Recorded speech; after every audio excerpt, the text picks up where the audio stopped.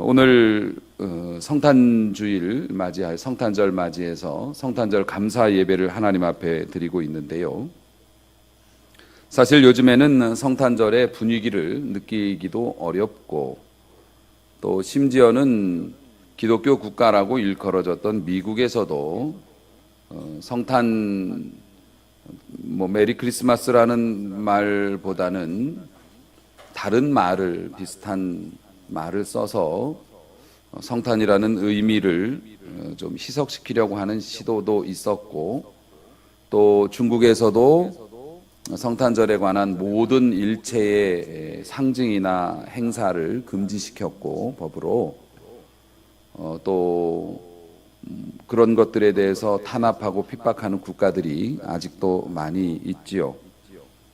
그런 시대 속에서 또 우리나라도 성탄의 분위기나 물론 그것이 산타크로스가 주인공이 되는 성탄이긴 했지만은 그러한 모든 것들이 약화되어져 가고 그것이 급속도로 변화되어져 가는 이 시대 속에서 오늘 이 시간 이 자리에 나와서 앉아서 주님의 오심을 기뻐하며 특별한 의미 있는 예배를 이렇게 드리고 있는 여러분들이 지금 이 땅에 등불이고 깨어있는 사람들이고요. 또 미래를 책임져야 할 하나님의 복을 받을 분들임을 여러분들이 믿으시기를 바랍니다. 우리가 대단한 일을 하지는 못했어도 하나님 앞에 이 믿음 가지고 이 시대에 이렇게 살아갈 수만 있다면 우리와 우리의 자녀들의 미래는 하나님께서 열어주시고 우리 주님께서 책임져 주실 것임을 다시 한번 믿으시기를 바랍니다. 2000년 전에 이스라엘의 한 아기가 태어났죠. 성경은 그를 하나님의 아들이라고 말씀합니다. 그리고 온 인류의 구세주 메시아라고 말합니다. 그래서 그 날을 온 세계가 성탄절로 지키는데 그런데 우리가 생각을 하죠.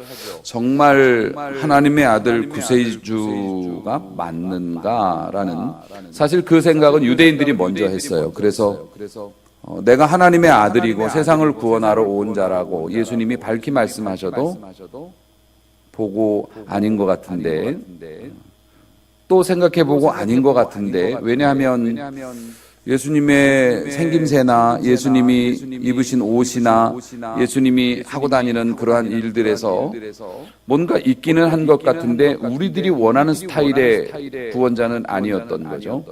유대인들이 그것 때문에 굉장히 예수님을 많이 핍박을 했고 결국엔 죽이기까지 했습니다만 오늘도 역시 마찬가지입니다. 그날 그 땅에 오신 그 아기가 과연 세상을 구원할 메시아인가? 구약에서는 메시아라고 얘기하고요. 신약에서는 그리스도라고 얘기를 하죠. 그가 과연 메시아, 그리스도인가? 물론 그분이 메시아이고 그리스도라고 하는 사실을 부모는 정확히 알고 있었죠. 왜냐하면 마리아는 수태고지를 받았고 천사를 만났고 또 자기가 결혼도 하기 전에 아기를 갖게 되었다는 것도 알았고 또 남편인 요셉도 꿈을 통해서 천사를 만났고 그래서 그들이 그분을 이렇게 모시고 키우면서 알았겠죠. 부모니까요. 하지만 자신들이 겪은 일에 대해서 얘기해봐야 지금도 웃음거리가 되죠. 처녀가 잉태해서 아들을 낳는다. 그러한 이야기들이 지금도 웃음거리가 됩니다만 당시에는 오죽했겠습니까? 그래서 사실 사람들이 믿지 않기 때문에 하나님께서 징조를 주셨어요. 그 징조를 이제 사인을 이제 주신 건데 그 사인이 오늘 이 본문에 나타나는 그 내용입니다.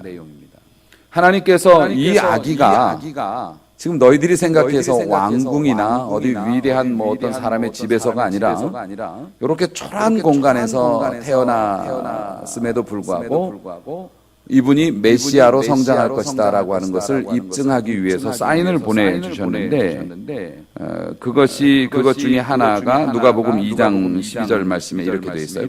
너희가 가서 강보에 쌓여 부유에 누인 아기를 보리니 이것이 너희에게 표적 사인이니라 이렇게 말씀하셨어요. 포대기에 싸가지고 아기를 부유 말이 밥을 먹는 밥그릇에 넣어놨대요. 그런데 그게 표적이 될 거라고 말씀해요. 생각해 보십시오. 아무리 가난해도 아기를 낳으면 그럼요, 대접이 달라집니다. 아무리 어떤 시절 어떤 상황에서도 아기를 출산했다고 하면 아기와 엄마를 보호하기 위한 조치들이 취해집니다. 그런데 어떻게 태어난 그 깐낸쟁이 덩어리를 짐승의 밥그릇에 이렇게 눕힐 생각을 했을까? 그거밖에 없었고 그 환경에서는 그게 최선이니까 그렇게 했겠습니다만 이것이 표적이라는 겁니다. 또 하나 동방의 박사들이 별을 보고 따라온 얘기를 오늘 우리가 봅니다.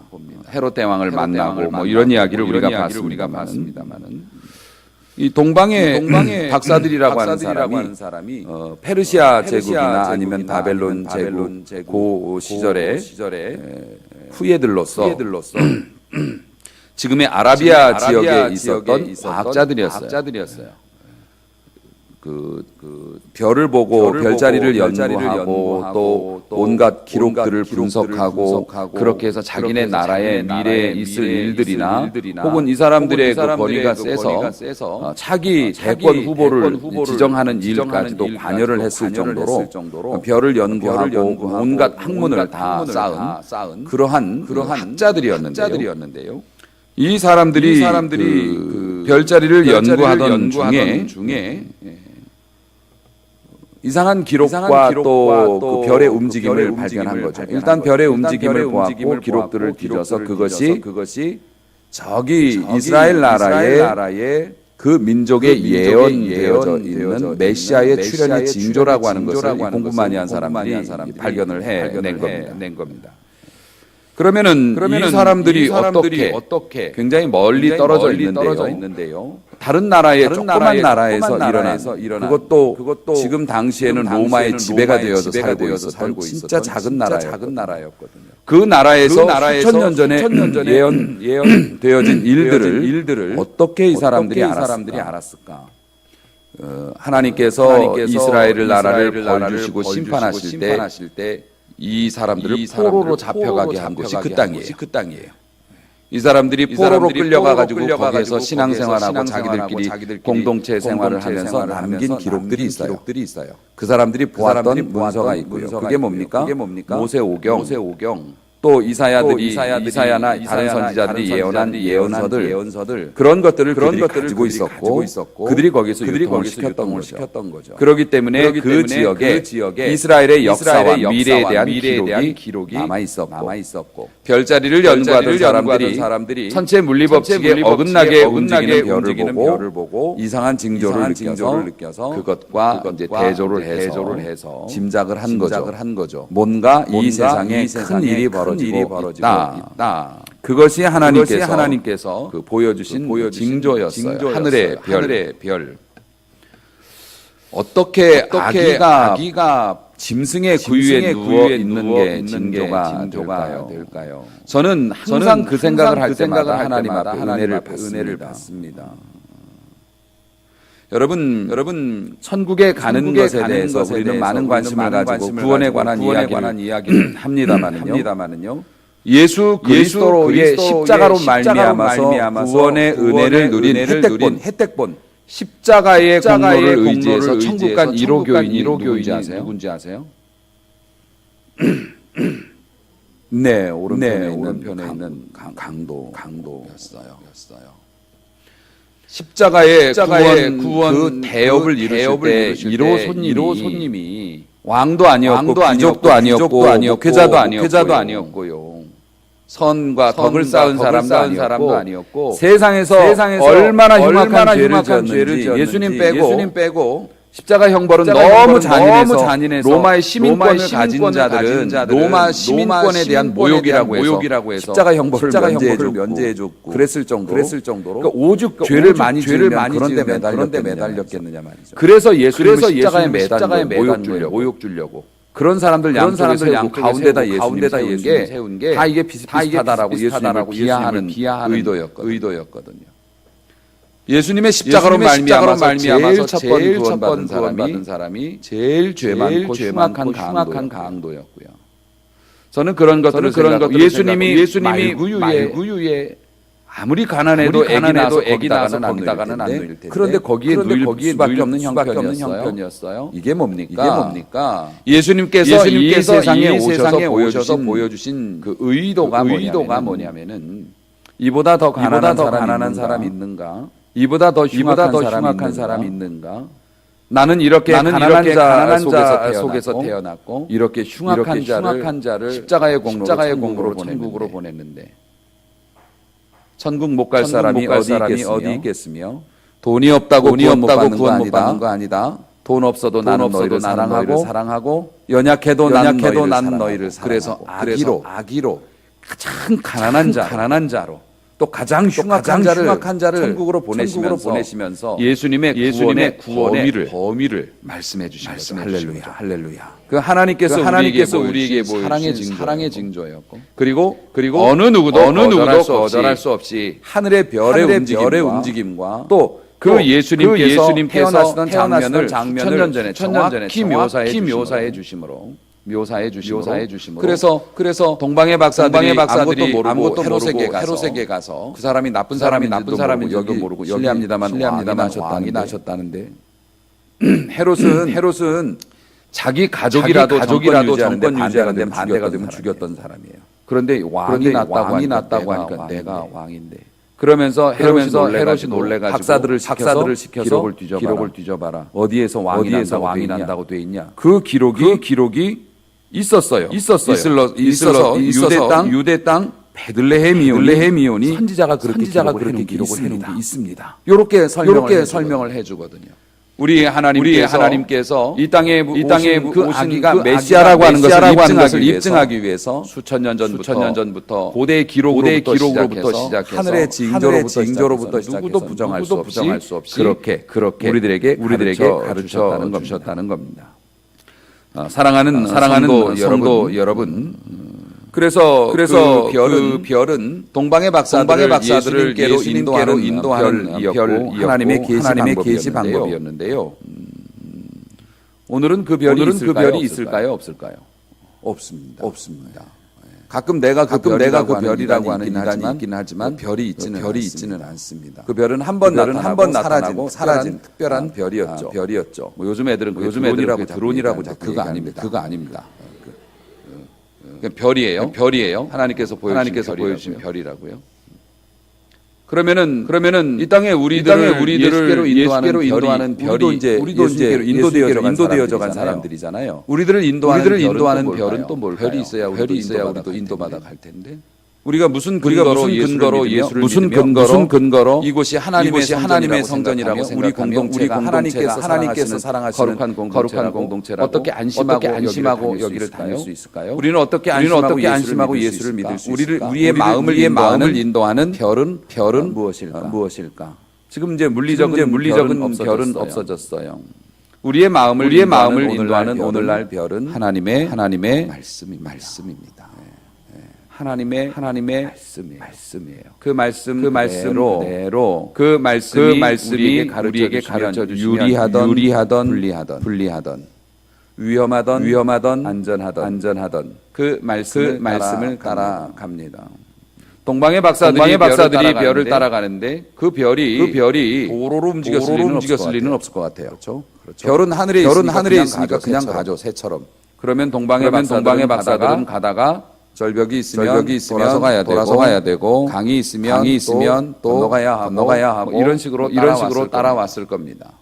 오늘날 하나님의 말씀이 우리의 삶을 이끌지만 그 말씀을 따라가기 위해서 우리가 희생해야 되는 부분도 많이 있죠. 또 편하게 살 수 있는데 말씀 때문에 그걸 포기하고 돌아서 가야 되는 경우도 있지요. 그러나 사랑하는 성도 여러분, 동방의 박사들이 그렇게 별을 쫓아가 결국 아기 예수님을 만나 크게 기뻐했던 것처럼 오늘 본문의 말씀 매우 10절입니다. 매우 크게 기뻐하더라. 이것을 원어의 뉘앙스로 보면 펄펄 뛰었다고 이렇게 얘기하면 될 겁니다.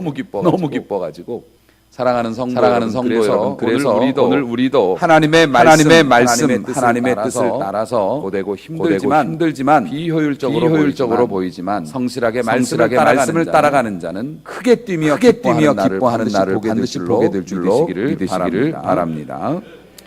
이렇게 예수님을 만났을 때 아기 예수님도 우리가 이제 영으로 만나는 예수님 그렇게 만났을 때 우리가 누리는 복이 있어요. 예수님께서 요한복음 14장 6절에서 말씀하셨습니다. 나는 곧 길이요 진리요 생명이니 나로 말미암지 않고는 나를 통과하지 않고는 아버지께로 올 자가 없느니라.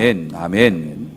결국 우리가 예수님을 만났다는 건 제 길을 찾았다는 겁니다.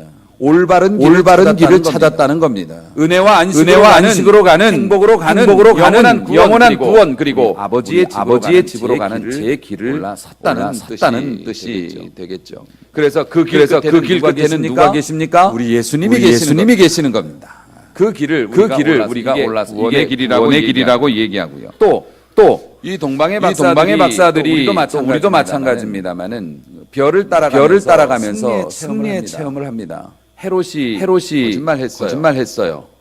베들레헴에서 태어났다고 합니다. 나도 지금 알았거든요. 우리 박사들이 가르쳐줘서 거기에 왕이 태어난 모양이에요. 가서 왕이 어떻게 생겼는지 어떻게 하고 계시는지 저한테 꼭 와서 얘기해 주세요. 저도 가서 경배하게 거짓말했어요.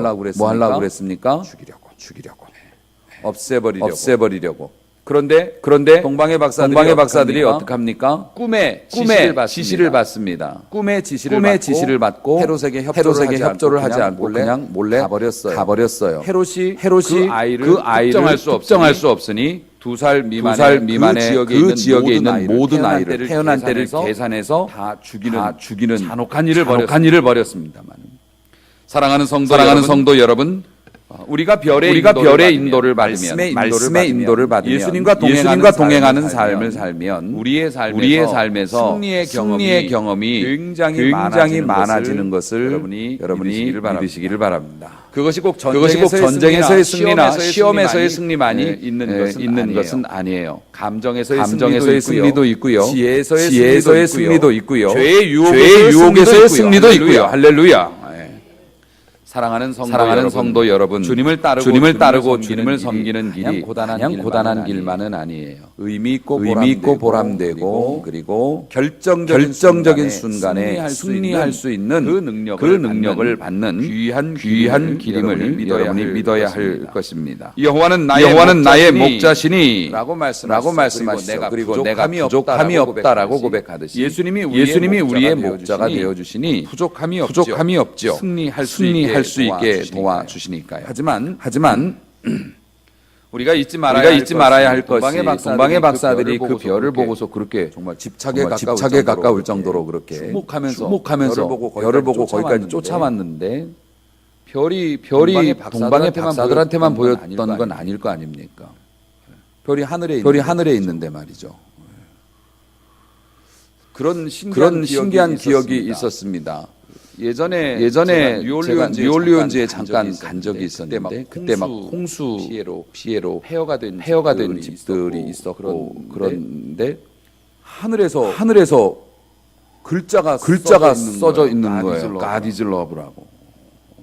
보니까는 비행기가 고개 비행하는 사람이 연막을 이렇게 해가지고 하늘에 그런 걸 쓰는 게 있더라고요. 어떤 사람은 그걸로 뭐 사랑 고백도 하고 그런데 돈 주면 해주니까. 그래가지고 God is love라고 이렇게 써 있어요. 그래서 목사님들이 몇 분이 가셔서 다른 분들은 다른 지역에 또 이제 그 보러 가시고 저희는 이제 뉴올리언즈 지역에 이렇게 뉴올리언즈에서 다른 지역으로 이렇게 갔는데 제 아는 목사님에게 전화했어요. 목사님 하늘 좀 보세요. 그랬더니 이 목사님이 너무 충격과 은혜를 받으셨어요. 예수님이 오시는 줄 알았나 봐요. 비행기를 못 보신 거예요. 그래서 목사님 이게 웬일입니까? 목사님도 보여요? 예, 저도 보입니다. 야, 미국이라 더 은혜스러운가 봐요. 하늘도. 그러면서 어쩔 줄을 모르는 거예요. 안 가르쳐 줬어요. 평생 좋은 기억으로 남으라고. 착하신 목사님이시죠. 하늘에 있는 거는 어디에 있으나 다 보여요. 그 달은 미국에서도 보이는 달이고 여기에서도 보이는 달이고 해도 마찬가지고 미제가 따로 있는 게 아니에요. 예. 그 하늘에 있는 별이 동방에서 보일 정도고 따라올 정도면 하는 사람들이 봤을 텐데 본 사람들이 많았겠지만 그 별을 따른 사람들은 그리 많지 않았던 것 같아요. 알아본 사람도 많지 않았던 것 같아요. 심지어는 서기관들, 성경 박사들도 대제사장들, 목회자들도 몰라봤던 것 같아요. 헤로도 왕 같은 자는 예수님을 죽이려고까지 했어요. 사랑하는 성도 여러분, 예수님의 사랑과 은혜가 하늘의 별처럼 떠 있고 우리에게 비춰진다 해도 그것을 따르지 않는 자에게는 아무 의미가 없게 되겠죠. 사랑하는 성도 여러분, 동방의 박사들이 다 잘하다가 중간에 잠깐 별 놓쳤잖아요. 왜냐하면 좀 편하게 가려고 이제 유대 지역까지 오니까 관공서를 찾아간 거죠. 궁궐에 가가지고 실례하지만 왕이 공부를 해도 센스하고는 다른 것 같아요. 공부머리하고 그런 센스하고는 다른 것 같아. 옛날에 어떤 시대인데 그 왕한테 가서 새 왕이 나왔는데 혹시 누군지 아시냐고 그 물어보면 어떤 일이 일어날지 그런 건 생각을 못 하나 봐. 그렇게 공부를 많이 해도. 방심했던 거죠. 왜냐하면은 거기까지 왔으니까 괜찮겠지 하면서 별을 보기보다는 사람에게 가서 물어봤어요. 찾아가 보려고. 별이 거기까지 자기를 인도해 왔던 것을 경험했으면서도 상황이 좀 좋아지니까 별을 안 보고 사람에게 가서 물어보고 결국 그 물어봄 때문에 수많은 아기가 희생당하게 되잖아요. 그들이 헤롯 왕을 안 찾아갔더라면 그런 일이 없었을 수도 있었을 텐데 말입니다.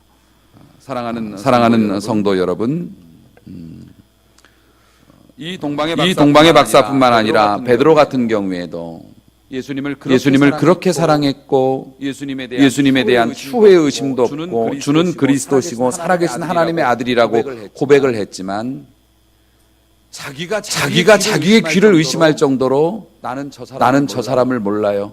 정말 모른다고요. 세 번째 부인할 때는 욕을 썼어요. 난 몰라요. 이렇게 얘기했을 정도로. 그리고 자기가 자기 귀를 의심할 정도로 그 말이 아니면 다른 말을 할 수 없는 상황으로 몰렸죠. 왜 그랬을까요? 예수님과 너무 거리를 두고 따랐기 때문이었죠. 멀찍이 예수를 따라.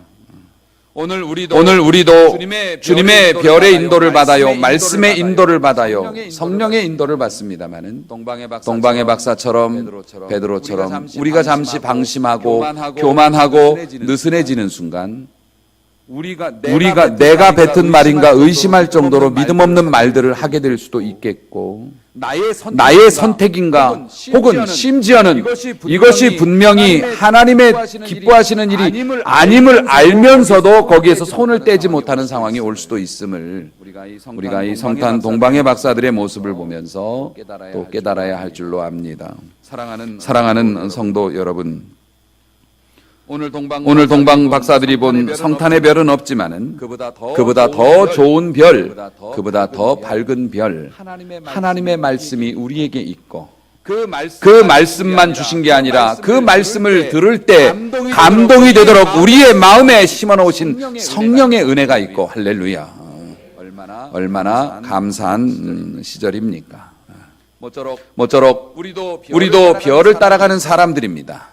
동방의 박사들은 먼 땅에 있는 메시아를 찾아서 그렇게 여행했고요. 우리는 우리의 삶의 끝에 서 계실 주님을 만나기 위해 여행하는 사람들입니다. 별과의 거리를 너무 이렇게 길게 하지 마시고 별에서 눈 떼지 마시고 하나님 앞에서 건강하고 바른 신앙생활을 하여서 우리가 주님을 만났을 때 우리로 인하여 피해를 보거나 눈물 흘린 사람이 없이 그냥 기쁜 마음으로 주님의 품에 안길 수 있는 건강한 신앙인으로 살아가시기를 소망합니다. 사랑하는 성도 여러분, 예수 이름의 권세, 예수 이름의 능력, 그리고 우리가 기도할 때 예수 이름을 사용할 수 있는 그것이 얼마나 큰 은혜이고 축복인지 우리는 결코 이해하지 못할 겁니다. 상상할 수는 있지만은 우리가 마지막 날 주님을 만나 배울 때 그것은 깨닫게 될 것이지만 그러나 사랑하는 성도 여러분, 오늘도 주님은 또 한 번의 성탄절을 통해서 내가 너희를 사랑했고 너희를 위하여서 이 땅에 왔는데 너희들이 감당하지 못할 그런 짐이 있다면 내가 져줄 것이고 너희들이 연약하거나 가난하거나 병들었거나 버림받았어도 짐승의 구유에서부터 시작한 내가 너희를 돌봐줄 수 있어라고 또 한 번 우리에게 말씀을 해주십니다. 이 주님 믿으시면서 이제부터 새롭게 주어지는 새해가 또 우리에게 있지요. 건강한 몸과 마음으로 새해를 맞이할 수 있게 되었는데 주님의 능력과 주님의 사랑과 주님의 인도 속에서 승리하고 축복받는 귀한 주의 일꾼 되실 수 있기를, 그 기쁨을 마음껏 누리는 성탄의 백성이 될 수 있기를 주님의 이름으로 축원합니다. 기도 올리시겠습니다.